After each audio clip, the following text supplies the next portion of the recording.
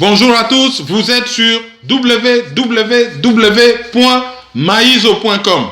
Oh Totombe, Mbote Nabino, oh Totombe.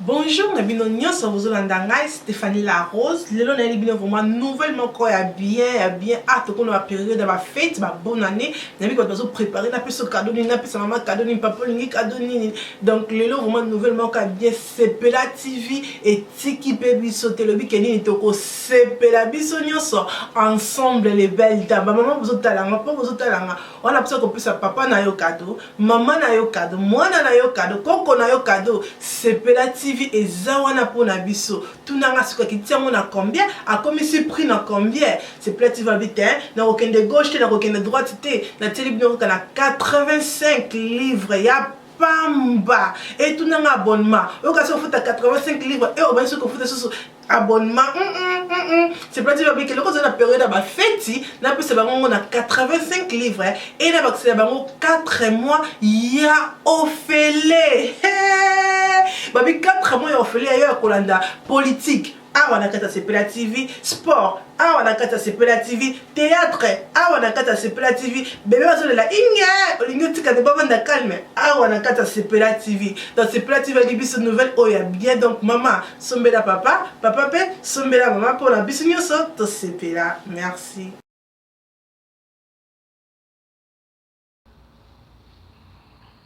On retour à cette suite d'analyse, édition du 5 décembre 2016. Le titre. Monseigneur Timothée Bodi Kamantia est nommé évêque de Kikwit. Il succède à Monseigneur Edouard Monono Kassiala. On va développer aussi d'autres sujets d'actualité. Bonjour Kiawe. Bonjour à tous, merci pour votre fidélité à maizo.com. Suivez, commentez, partagez. Vous avez notre numéro de téléphone. C'est le 0033 758 469 414. Notre chaîne YouTube, Kerwin Maizo. Abonnez-vous-y, c'est gratuit. Notre page Facebook, Kerwin Maizo, le panafricain. Merci aux administrateurs qui gèrent cette page. Je pense à Jean-Paul Kimpolo. Merci à Debriefing Media Channel pour son relais.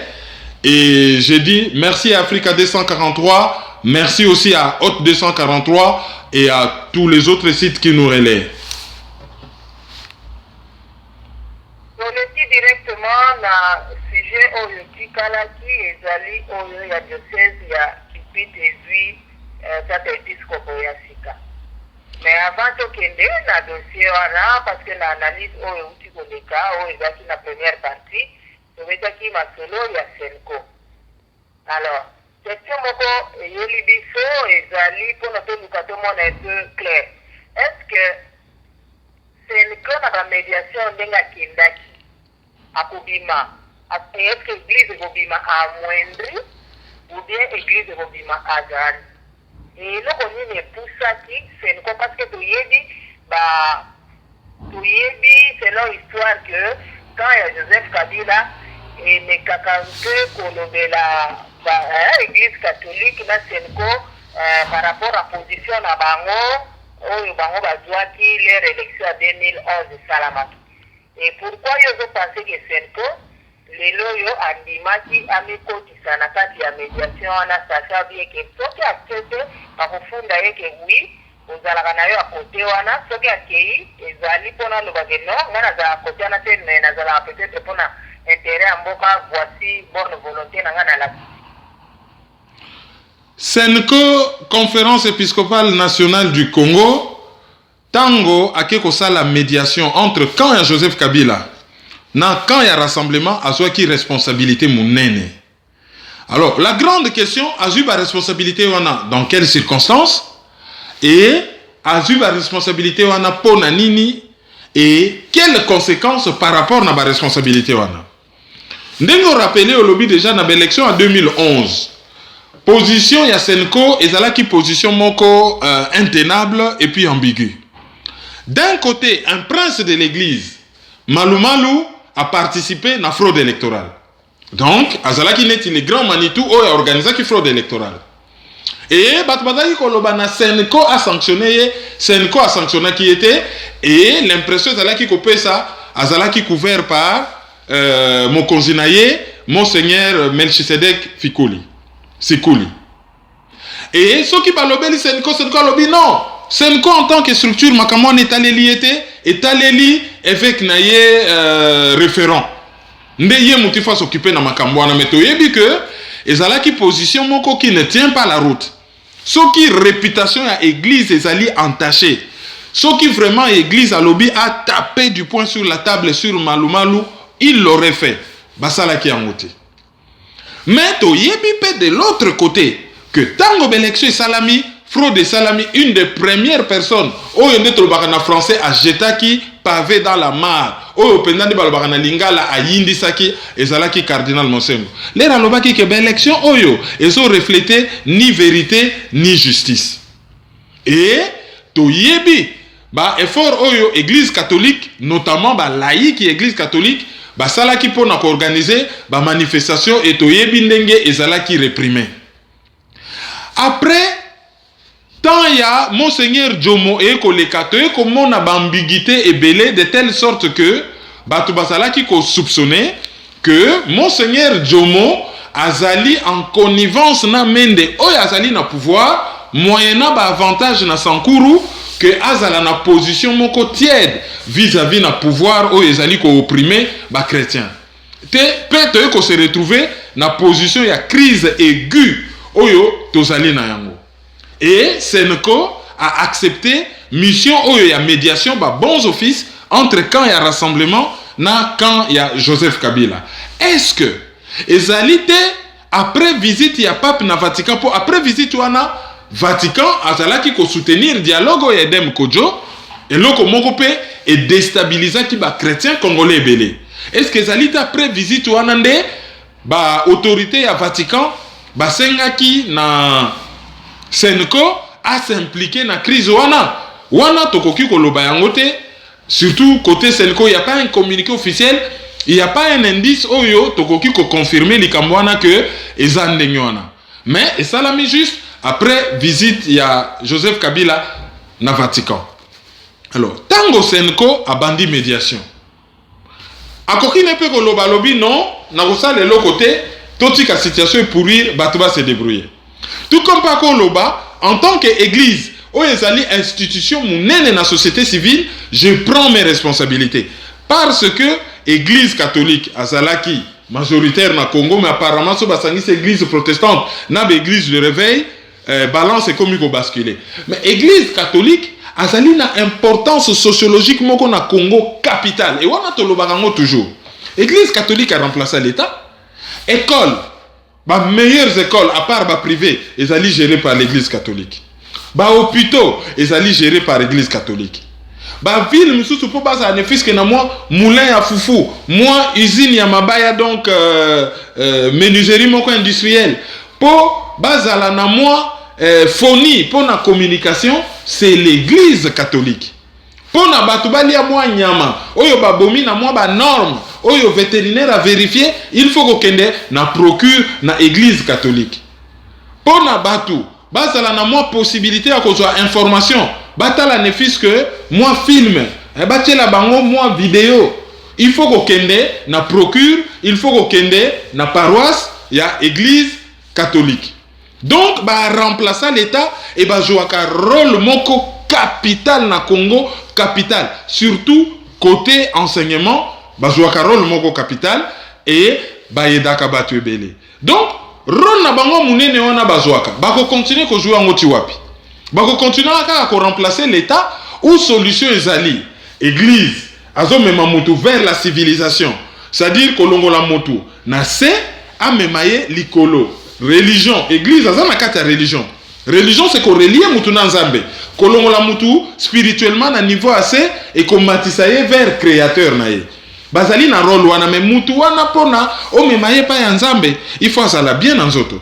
C'est-à-dire il faut alia, il faut alata, il faut azala former, il faut azala éduquer pour na église azala plus efficace na mission civilisatrice na. Or na Congo ce n'est plus le cas. Alors, est-ce que mission église catholique na église mususu ezalité ya ko lutter que situation politique est changée pour na ba vivre na environnement moko normal au lieu que baza un environnement moko oyo ba komi ko remplacer l'état. Po misère ezali na église ya Congo o ezali na Congo ezo toucher pe église. Eza na ba prêtre oyo bazali susu na santé malamu te ba prêtre mususu na intérieur qui sezalité nzele ezalité akozwa moto ezui panne pièce de rechange difficile pour comment carburant ezali pasi pone comment électricité faut luka ba moyen moko alternatif pour na asa en électricité mai il faut luka moyen moko compliqué pour asa na mai. Donc misère ezo atteindre pe église. Est-ce que solution ezalité ko lutter kaka pona misère yango esila? Question mususu ezali église ndenge azali ko fonctionner. Soki misère eza makasi na population que église pas commis na misère. Est-ce que a commis proie facilité na ba sollicitation mususu malhonnête ya ba politicien ndenge to yebi ba financaka mo église tel lokola sangwa na koti na cop boye l'état pe gouvernement pe régime pe a commis ko financer paroisse tel. Est-ce que le kola mutuba koti boye paroisse telle comme donc église à ça qu'on se retrouver dans moi position de faiblesse moko oyo ezali mieux que mboka et bimana misère. Église à telema église a payé prix makasi hein surtout aujourd'hui quand na régime à Kabila monseigneur Kataliko monseigneur Monjiriwa tozui abe machozi ezana abe mususu kutu na bosa ni komo na Ituri. Tozui ma sœur Marie-Claire ya paroisse ya Bukavu ba uti ko boma dernièrement. Bon to ebite so eza pona ba activité politique ou eza muyibi, on ne sait jamais. Église catholique ils ont payé un prix mais très fort. Très fort. Donc tozali na kondima action na bango. Et là je fais vraiment une parenthèse parce que des fois quand nous on parle de l'église catholique, il y a des gens qui se méprennent bazo kanisake tozo linga ko dénigrer l'église catholique. Et même certains intellectuels formés au bazo ba philosophie logique bazo tomber pe na moi raccourci wana. Tant biso to lobaka ke église catholique atika moi langage yo lénifiant. Moi langage ko la lisabata boya to dialoguer bo sala boy. A comme une église offensive. Et nya ko lobani. Total en Philippines, même s'il y a une manipulation américaine derrière. Izali archevêque ya Mani capitale à Philippines, muta belela ki Ferdinand Makossa belela ye na radio catholique, mboka mumba babima babengana ye. Total en Amérique latine. Église a telemi a comment vraiment adepte ya théologie à libération, oyo ezo libéré bato milimo. Na kati ya oppression na kati ya néocolonialisme. Alors l'ebso toloba ke église catholique atika discours lénifiant donc a passé na action toloba te ke tika discours kende ko sa la guerre ou bima na rôle na yo na kati ya société et comment ko sa la politique. Non, c'est pas ça que nous disons. So tolobi tika discours lénifiant et ni koloba zala na discours engagé. Discours lénifiant contre discours engagé. Ni kolobate tika discours lénifiant kamata mandugi kende ko sa la guerre. Après église a ça la politique te mais le 16 février leur église a réclamé la réouverture à conférence nationale souveraine. Et ça la politique te. Il y a politique avec grand P. Oh il y a ba parti politique politicienne, ba politicaire, ba zo ça la jeune à bango. Mais il y a aussi la politique comme gestion et cité. L'église catholique fait partie de la cité azali acteur majeur. A kokipe ko participer na gestion ya cité. Alors, soki likamba malamu salami to kumis église catholique. Mais soki likamba mabe ezo jeter discrédit sur église catholique, il faut te pointer église catholique du doigt. Botala net likamo ezo likamikolo. Ah, pédophilie l'église catholique pédophilie. Ezali quelques prêtres à titre privé ba sali mabe. Mais pourquoi l'État va payer occidentaux baso condamner l'église? Baso condamner l'église, balobi a péché par omission. Mabe zali église te zali à ba prêtre et quelques prêtres. Mais faut église zali wa pesali que il fallait ba dénoncer bango, ba bengana bango na milieu na bango et ba condamner. Le col ba condamner qui te ba péché par omission.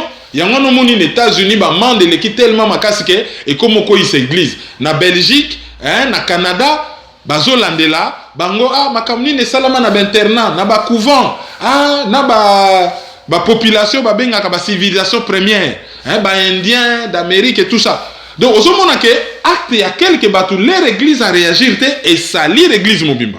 Mais église en tant qu'institution mounene toujours pointé du doigt que ah et ça kaka faute naie en général les faute naie. Il y a là bon on a même analyse au par exemple au Jésus. Yé moko Jésus au tozolanda l'église. Ezali ndenge balobaka ce qui église ezali ko exister ezali pour na Jésus. Mais yé moko na temple. Ayaki ko sala discours te ke botika côté ka botika ko sala masomo il a posé un acte à renverser qui ba table. C'est-à-dire qu'il a agi, a posé un acte positif. Azala quitté na discours. Discours est moko ezali bien, mais action pe et koki ko zala mieux. Donc, on ne va pas demander à l'église catholique de résoudre tous les problèmes du Congo, mais azali na rôle moko tellement important que rôle wana tozo lobela yango. Alors, tala likambo église catholique a keko ya nango. À prendre ma responsabilité na c'est son rôle ya ko bimisa pays na libulu. Mais comme bimisa pays na libulu, ceux qui ont créé les problèmes, les Américains et les Européens, bah bon manika na sim église catholique. Et comme nous soutenons l'église catholique. Ah, nous sommes derrière l'église catholique. Sikoyo, ce qui médiation église catholique échoué. Bah quoi qu'on a église catholique chapeauté. Bah oyo bah kolo problème. Les commanditaires, les Américains, les Canada et tous ces pays de l'Union européenne, Israël, bah Japon, bah Corée, bah Chine, bah pays wana nyonso, Australie. Est-ce que bakoya te kwa kolobake ah soke kwa iboye ezali faute église catholique. Or église catholique a sali mabete ayaki ne kaka ayoki à gauche ayoki à droite asangisi bango alobi bon problème na yo ezanini problème na yo ezanini solution ni tokoki ko trouver. Mais au bout soki de 2 semaines yango yo bayeka ka ko retomber na lobi na analyse na première partie bayeka ka ko retomber na constat. Eh ben siko l'air constat wani salami toko suka wapi soki basala kangote. C'est une quoi loba église catholique okoki kozala neutralité pardon rassemblement na population peut-être bangaba loba église catholique okoki kozala neutralité il faut aller du côté de l'oppressé de l'opprimé mais ce qui a sala ka yangote pouvoir anga loba ozo sala yangote olingi situation pourrir oza na côté opposition asali yango occidentaux ba se décharger na mabe na bango nyonso kilo nyonso kaka na mapeka ya nani ya Senko. C'est nous quand on paye, bah comme na mokonzi asika archevêque ya Kisangani. Yenda zui bokonzi après monseigneur Jomo et à se retrouver na dossier wana makasi. Ce que yindi le 19 que bah bomi batu la plupart abat ba boma na Congo na ba kozala ba chrétien. Ba kozala ka membre de l'église catholique, ba membre de l'église protestante, ba kozala ba kimbangiste, ba musulman peut ba kozala. Donc quelque part l'église aussi sera blessée dans sa chair parce que l'air ba boma kawana na ba sango na ba mamelo bazo subir des dégâts. Donc, à s'engager, à salaki bien, mais nous on pense que c'est vraiment une mission impossible. Lorsque les mission impossible, allons la naïe veste on a neutralité, allons la soutane y a neutralité na katikati, à pona quand il y a population et à agir parce que c'est l'institution organisée où ils allaient jusque dans tous les petits villages du Congo, ils allaient église catholique et ce qui a télémis vraiment à koki koningi samboka. Na dossier église sikoyo tokei na Kikwit à 500 km ya Kinshasa kuna lobby le 4 Kikwit est officiellement évêque ya sika tokosenga omeka kotia biso na contexte et puis sikoza na réflexion par rapport ya diocèse à Kikwit. Diocèse à Kikwit ezali diocèse à monene ya Congo un des grands diocèses ezalaki dirigé par monseigneur Edouard Monono. Mais il a atteindre âge à retraite, à commis mpaka. Il faudrait akendo paiement. Et depuis un certain temps, à comment qui kosala objet, il y a ba contestation. À comment qui kosala objet, il y a ba contestation. Tout le monde a ba lettre oyo, misous ezalaki anonyme, misous ezali signé par ba chaîne prêtre pour misère ezo frapper Congo et frappa diocèse à Kikwit na niveau mon kondimate. Izana basango misous na intérieur. Agolia mbinzo, agolia ndunda komi na ye végétarien. Ata mwa likayabu mwa musuni po ya ko bima kota ba Kikwit wana amona mwa musuni e komi problématique. Et misère wana zo frapper pe basango minga Congo, soki ba ye formation na poto bazo linga même plus kozonga tellement situation e koma kapasi. Alors, baye, na yebite na hiérarchie église catholique, qu'est-ce qu'il nomme? Je crois que c'est sur proposition peut-être la cardinal et c'est le pape qui nomme. Sincèrement, na yebite ndenge nini et fonctionnera na droit canon. Mais toujours est-il que mutu oyo azali na pouvoir ya konomé a nommé monseigneur ou évêque monseigneur Timothée Bodika Mansiaï comme étant évêque ya Sika ya diocèse ya Kikwit et azalaki intronisé na place wana par cardinal Monsengo, bon pardonnez mot intronisé, ezali na terme un peu plus adapté par rapport na événement wana. Donc cardinal Monsengo azalaki wana et bakendaki kolatisa ye ekotina ye pe mvela na ye ya bokonzi pona a diriger paroisse Kikwit. Alors ye azali prêtre oyo abotami na 1962 na Kinshasa, atangi na Kinshasa et akendaki kosala doctorat na ye en théologie na Toulouse, asala théologie morale. Donc comme d'habitude pour comme quand même monseigneur, il faut formation et azala solide et azali formé et moi na ya 62, azali na 58 ans. Sauf erreur de ma part, donc mais en tant azali moi na 62. Et donc azali na 54 ans na ngani na loba. Donc ba choisir jeunesse, ba choisir dynamisme, ba choisir mutu oyo azana énergie, oyo akoki ko parcourir diocèse wana munene, ba choisir mutu oyo azana katikati akoki ko gérer ba jeune, akoki ko gérer ba mikolo, ba choisir dynamisme. Mais ba choisir pe mutu oyo asala théologie morale pour na kozongisa un peu peut-être moralité na centre ya action évangélique ya église catholique côté wana et cathédrale Saint-François Xavier et kozala redynamiser. Tolo balika mo pour na diocèse on miler baké kuno bakendeki bato belé hein. Bato nyonso barenyaka na Kikwit wana. Pour diocèse wana bimisa bato na Congo na niveau moko. Bate belé bazo diriger mboka babima na diocèse wana. Babima wapi? Babima na Kinzambi, qui est une des meilleures écoles à Congo. Babima na Sadisana. Toyebi ba na Sadisana d'ailleurs yomoko osala soki score nini une école wana bozalaka un examen d'état 15 personnes les premiers ans à 80 les derniers ans à 78. Aujourd'hui lycée Siama, aujourd'hui lycée Yedisa. Aujourd'hui, quand un grand séminaire, ce qui Don Bosco, aujourd'hui Indobo, un grand séminaire comme on a encore tenu, j'ai oublié là. Saint-Cyprien, pardon. Aujourd'hui, neti ba école neti ba Indobo. Okei kuna na Pindi Lunkobo, okei okei na Minduli, okei na Kinyati, okei na Soa, okei na Ndembo na Mikasa. Bekol wana ebimisa ba cadre baza na parlement na gouvernement na ba entreprise na ba société na ba entreprise na ba société bazo sala ba merveille. Aujourd'hui ITPK bazo sala ba merveille na niveau moko okoki kondimate. Mais résultat ezali nini? Ezali diocèse moko très pauvre. Bake komi lakisa na Kikwit. Bake komi lakisa mbasala ni na Kikwit. Kaka ba récupération politique. Récupération politique et salama ne ebembe ya emene ya batu bakufa, ebembe ya emene ya batu bakufa. Ti lelo ba jija mutute bakanga mutute batu bakufa na stade à Kikwit et les kaboy. Récupération politique. Et ce sont certaines personnes bake komi mona na tribune ba ye komi laksa. Ba sala nini kuna? Batonga nzela, batonga école, ba yeda diocèse wana. Rien du tout. Et monseigneur Bodika akozala vraiment na musala mais ayebi na ekwen wana zali originaire ya Masimanimba. Donc ayebi na ye coin wana ezali coin na ye ayebi yango bien. De toutes les façons, toyebi ke ba nomination ko ya na Kenge peut-être nomination mo salama na Maindombe peut-être nomination mo salama mais oye salami na Kikwit c'est une très bonne chose. Il y a une vie après pouvoir, hein? Monseigneur Mounounu azali d'immunité. Ba remercier pour service rendu, azali wana patriarche.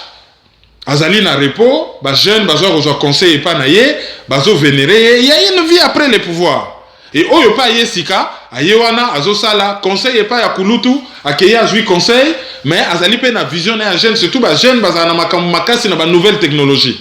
Peut-être que à ça la portail internet moko, peut-être moi compte Twitter, moi compte Facebook. Bon, tozalina compte Facebook tout le monde en mususu ezana internet bana ki kwiti ba tchaka biloko ebele. Ezalina misusu ya ba particulier ba sala biloko ebele ezali mais ba ça la peine moi portail moko officiel.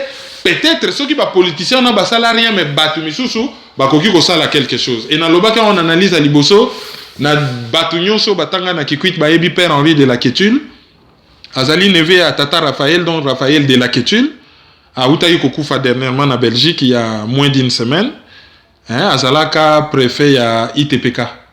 ITPK au Bataï Kobenga Kala Eptok, où ils allaient une très grande école technique na Kikwit. Tant au roi Baudouin Ayaka, je ne sais plus en quelle année, vers 86 wana, à Kendaka même, qu'on visiter ITPK, et toye Barake Père Henri. Azotang un discours en français. Et comme il place Moralinga critiquer Mobutu Azalaki wana a viré mbala moko pe na flamand. A poupouli on na flamand ti ala zongeli on le sous na français. Et puis bana nyonso ba haute société époque à Mobutu bazako kanisa que tout était permis et pas Père Henri au sakani même ceux qui tata noza ministre a bengani en école a yebisa lobiso qui po sakani nazali na solo lagana Mobutu na kota kacheye par la porte de derrière. Yebisa tata na yo mona Mobutu ngape na mona Mobutu kotala oyo koleka. Donc ayaki quand même asala mwamba evre belé et gestion na ele rasalaki na ITPK na ndenge ITPK et comme il est là c'est le jour et la nuit. Bon azalaka seul tête yebi ke ba père wa télé batmisusu bazalaka mais c'était lui vraiment pilier ya gestion ya ITPK.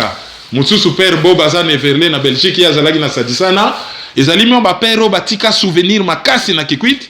Et Père Henri de la Quétule accueilli, je pense que Batunyonso va bénéficier de la formation naie, ba o nyonso ba yebiye, ba o nyonso bazali ba kikuitwa de naissance ou bazali ba kikuitwa d'adoption et ba kikuitwa d'adoption bazali belé pour ba kino ebele et zalaka kaka sotraz na bekol ya diocèse akikuitwana hein bazalaki en contact na batwana donc ba rendre l'hommage qu'il mérite. Donc, toujours présenter la famille Wana ou na Batunyon, bazali affecté na liwa Wana. Nos condoléances les plus attristées et toujours souhaiter longue vie à Monseigneur Bodika, bon vent naïe. Alors, à propos de Makambo na lobagi sur l'église catholique, hein, il ne faut pas que ma bewana autoruta qui ko décrire na o eleka ki liboso et masquer toute la forêt, il y a bien fait au église catholique à Zosala. Et koloba mabe église catholique ezali ko dénigrer yangote. Tout un livre moko ezalaki écrit par Serge Bilé et si Dieu n'aimait pas les noirs et donc la kisama kamama be intrigue et les kakana Vatican mais n'empêche que Vatican ezali pe état oyo ezali ko s'occuper na plusieurs milliards pour basali déjà plus d'un des chrétiens na monde et action na bango partout sur éducation ya bato sur santé sur défense ya pauvre, défense ya opprimé, défense ya plus faible, défense ya maladie. Action na bango ezali reconnu. Donc d'un côté, tu peux pointer le doigt sur le mal, mais de l'autre, tu peux reconnaître bolamu oyo bango basalaki. En tout cas, tu as vu temps et belé pour les alliés exceptionnels. Ceux qui ont un événement, des fois, côté la société civile, il faut te rendre capé ba hommage ou te lobela capé moi événement ya marque wana oya minene ezo sala manambo kanabiso. Oui, ndenge olobi yango Kikwit eyebanaki na scène mondiale par rapport ya maladie oyo ya Ebola esalamaka et puis na yango nde eyaki kosala ke Kikwit ezwa radiotomisa ndenge opesi ide ke soki diocèse mpona bana nango bapanzani mokili mobimba soki diocèse ekokozala na site internet ndenge bapropozaka yango fois passé que basale la diocèse gratuitement site internet comme ça ezala moyen moko oyo bato nyonso bake en mission mais baza na motema na bango na diocèse bakoka kozala en contact bayeba makambo wana nyonso mais sikoyo batitre ekomonana me baimage emonani te kote moko officiel okende pokende kotala ndenge nini cérémonie wana elekaki na yango sikoyo tokei directement na page na biso badivers insurrection na Chikapa. En tout cas, depuis semaine au Mubimba, ezo yinda na Chikapa. Massa ezo betama. Et selon les médias, notamment Radio France Internationale, o bazo citer ba source officielle ba lobby ezali batu bango bazo bengango milice ya chef coutumier Kamwina Nsapu oyo bazali kobunda na Chikapa contre armée dite gouvernementale et bilan ezali à 30 ou 32 morts. Alors soki otali batu mingi na internet oyo bazo citer ba source na bango bazo lobake batu ya Kamwina Nsapu nde ba bomi bana mura na ba FRDC.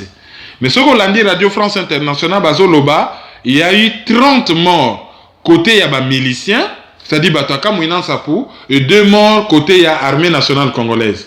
Mais une chose est sûre, et toujours selon Radio France Internationale, un ba média misusu, ezali ke ba balle perdue ezwaki batebele y compris bana et bana bakufaki. Et na côté ya Kamwina Nsapu pe ezali na bana oyo bazo bunda, donc des enfants soldats, des enfants miliciens, ba soldaté oyo pe bazo bunda. Alors likamango ezali nanu très flou, tozali na ba précision nyonso te.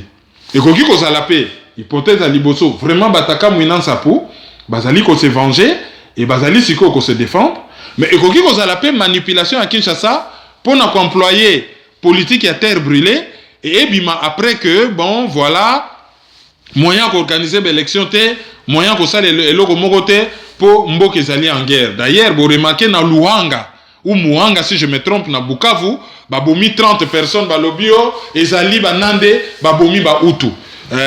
Deux communautés bazali na conflit. Mais comment ça une communauté linguistique banande bakoki kozala en conflit avec une communauté raciale ba Hutu. Hutu c'est pas une langue. Ba Hutu wana balobaka Kinyarwanda. Pourquoi bazo loba te ke banande na ba Nyarwanda? Pourquoi bazo loba ba Hutu na ba Nyarwanda? So ba nande basa ba Bantu baloba ba Bantu na français na ba Hutu na Kinyarwanda ou ba Hutu congolais ou ba Bantu congolais na ba Bantu rwandais ou ba Hutu congolais na ba Hutu rwandais. So ba Hutu congolais c'est dit na Kinyarwanda Bantu. Au lieu basa la manipulation wana.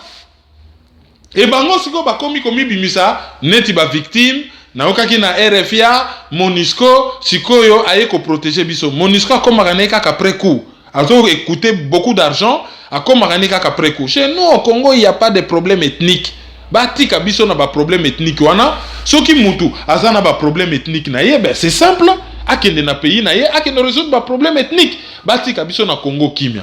Oya ye pe ko vivre na Congo a respecter ba loi Congo a respecter makamba Congo a vivre na kimia. Donc na Bukavu kuna na Luanga batu bakufi 30 ezalaki massacre quel que soit moto ayeko kufa na pays na biso azala originaire azala étranger les gens n'ont pas à mourir. Mboka na biso eza cimetière te mboka na biso pe ezali vampire te emelaka makilaka kaya batu mabele wana eza mabele moko fertile elinganga nango mbula oloni masangu oloni pomme de terre ebimi eza mabele moko eza lokoso ya makilate batikela biso Kivu kimia.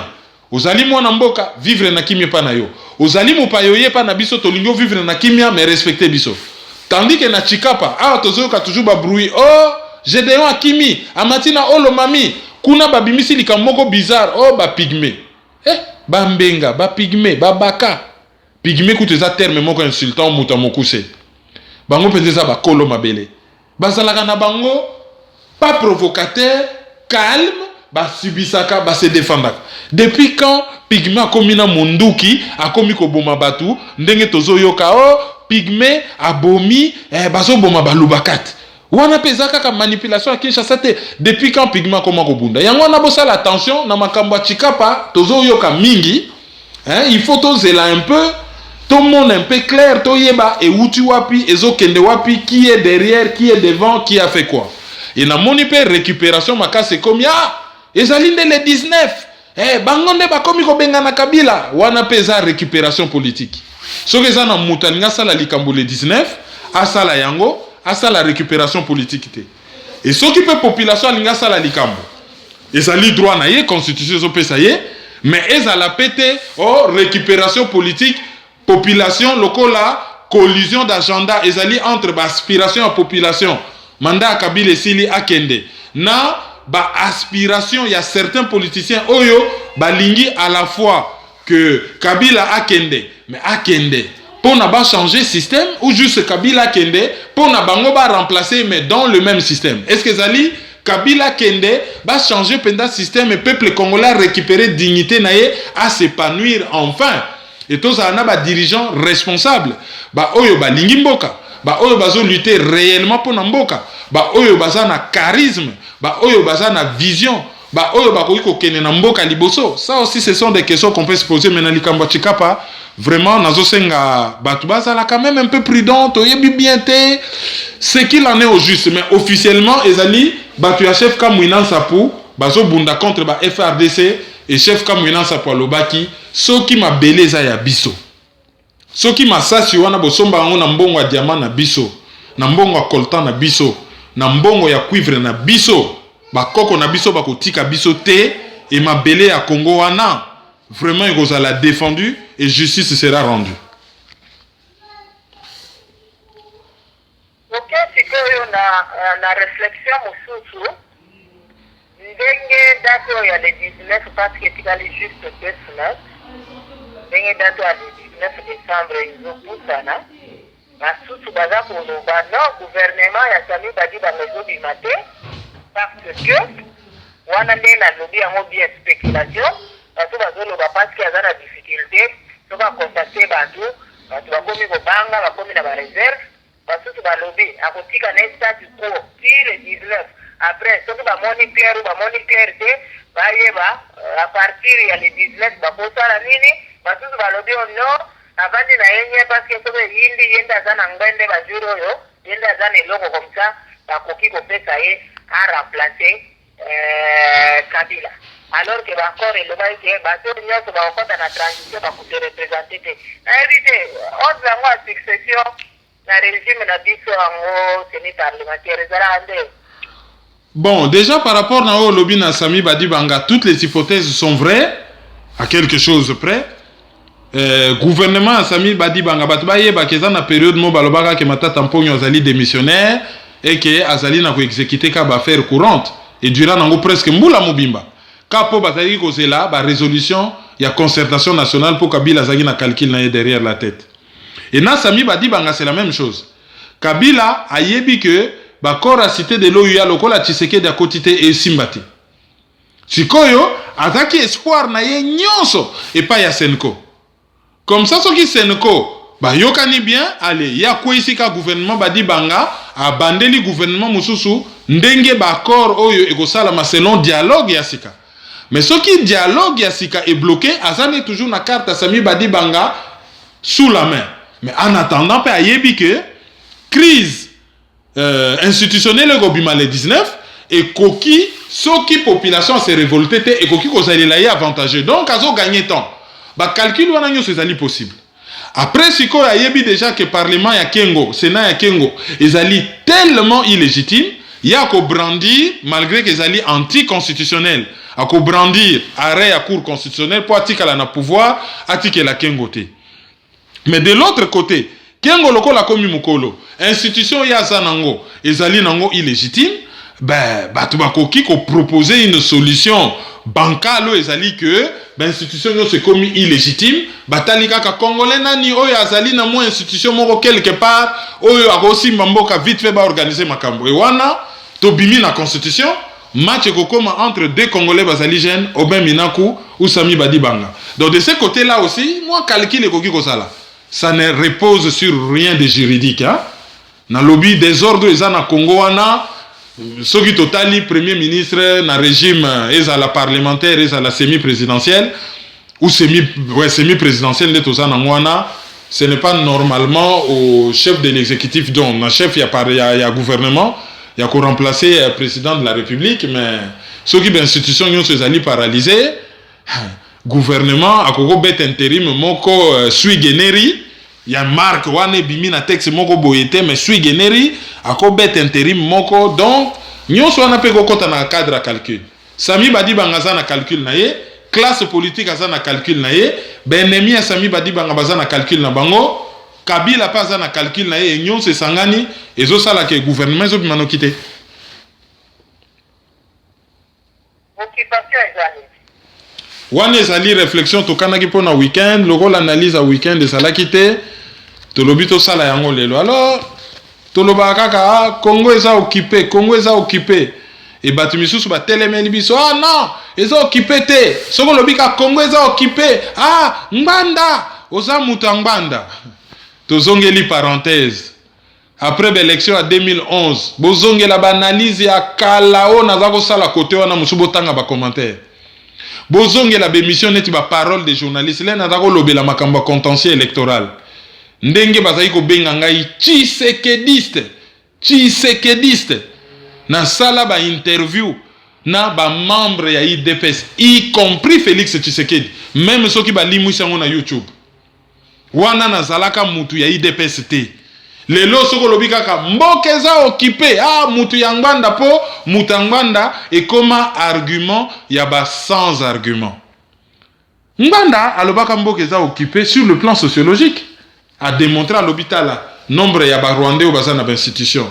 Na ba institution en sécurité, acha organigramme en ligne, acha ba généraux, ba colonels, ba nani, acha et a démontré sociologiquement que mboka eza occupé. Mais ngai na loba ke mboka eza occupé et na démontra kango sur le plan juridique. Occupation ezali. Occupation ezali mo oyo engi koloba occupation militaire bakataka na mukuse occupation. Et sauf qui otali définition ya mo wana dans n'importe quel dictionnaire ozwa dictionnaire de la terminologie du droit international, ozwa même dictionnaire usuel. Et zoloba que occupation ezali état oyo ou situation oyo mboka ezali ko se retrouver nango soki au cours d'un conflit ou à l'issue na suka ya conflit mboka oyo ezali envahi et se retrouver sous domination militaire étrangère, mais sans être annexé. C'est-à-dire que ceux qui guerre et salami, ceux qui conflit et salami, leur conflit en est au salam, ou tango conflit en est aussi là.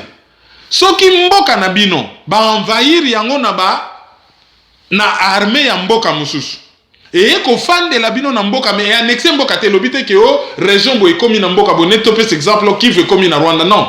Ba yeka ko fan de la bino mais ba annexé mboka na bino te mboka wana ezali occupé.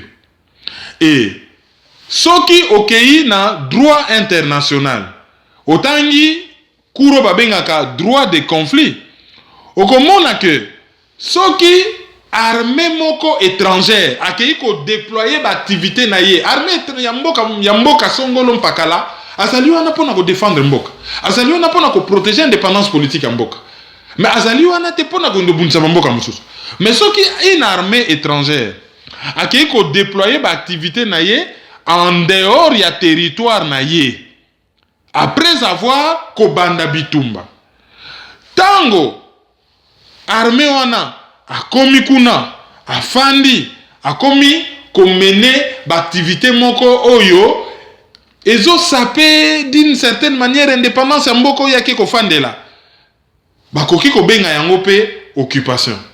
Mais pour na ko définir occupation bien il faut tokende nanu na contexte ya conflit armé pour na ko comprendre ce qui Congo ezali occupé ou pas. Première guerre mondiale les salami batu bakufi ebele. Deuxième guerre mondiale les salami batu bakufi ba millions. Ba pays ya mokili balobi non, Société des Nations, koko ya Nations Unies azoko ko garantir biso pété. Il faut tout ça l'organisation moko asika oyo o but nango ekozala ko garantir paix na sécurité internationale. Paix ezali kimia. Ba pays ba vivre na kimia. Sécurité internationale ezali ba pays ba vivre te na bobangi nana ko menacer nga nana ko sala nga mabe nana ko sala nga bo donc bo vivre na paix na sécurité wana ONU ba sala ki yango e bandaki na San Francisco ti na ndenge ba ka ko proclamer ONU. Objectif ya ONU soko tali charte des Nations Unies ezali kaka ko garantir paix na sécurité internationale. Mais pour na ko garantir paix il faut ko définir paix, il faut ko définir sécurité internationale. Et ndenge nini ba trouble ka paix ndenge nini ba dérange la sécurité internationale ba dérange kango par l'agression par la guerre. Guerre ezali nini? Guerre c'est une agression et agression ezali défini wapi? Agression ezala qui défini na 29e assemblée générale ya Nations Unies. Ya assemblée générale ya Nations Unies. Résolution, on a comme on résolution 3314, et ça qui a adopté le 14 décembre 1974. Va définir agression. Et tant qu'on va définir agression, bah le définition oyo ezali koya en plus il y a oyo charte des Nations Unies et lobby. Ezali te kokot en contradiction dans la charte des Nations Unies. Et ce qui totali définition on a. Ce qui totali définition, totali na ba motif. Bache 3-4 points. Oyo bazo lakisa na circonstance nini nazalaki un peu distrait par un événement, donc nazalaki koloba soki batali résolution wana okomona déjà na ba attendu que ba expliquer na ba circonstance nini oyo ba définissaki agression. Et soki sikoyo okoti vraiment na kati ya définition ya agression na ba moyen na ba motif ba lobi que bato bazalaki wana bazali et nazotanga ngo na français nazo traduire ba komi réaffirmant également que le territoire d'un État est inviolable et ne peut être l'objet, même temporairement, d'une occupation militaire ou d'autres mesures de force prises par un autre État en violation de la charte, donc charte des Nations Unies, et qui ne fait pas l'objet de la part d'un autre État d'une acquisition résultant de telles mesures ou des menaces d'y recourir.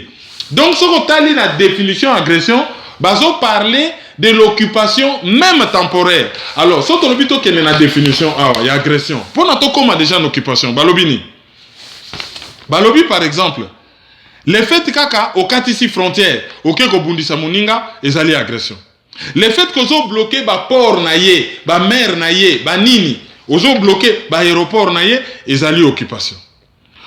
Le fait, par exemple, que aux alliés qu'on bombardé territoire ya Muninga ezali agression.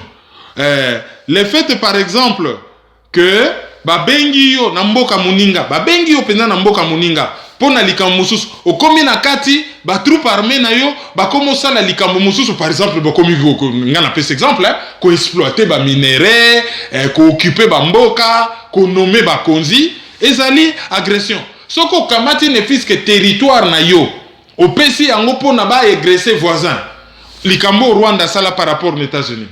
So batali définition wana, so batali ligne wana. Ezali kutu je crois point, il faut la point D ou non point F, il y a définition. Le fait que au tali définition agression, au tali comportement États-Unis, comme on a que États-Unis ont agressé Congo. Mais le fait que Rwanda tika ki territoire na yepo na ba agresser Congo, ezali agression. Total la déclaration na film La Vérité Dévoilée. Oyo Rwanda sala. Mais bango moko ba Museveni ba Rwanda bandima na ba Paul Kagame ndenge ba katsa na Congo, botanga résolution 3314. Botala banda .atf. Boko mona que le Congo a été envahi. Alors, ce qui tozu sikoyo occupation.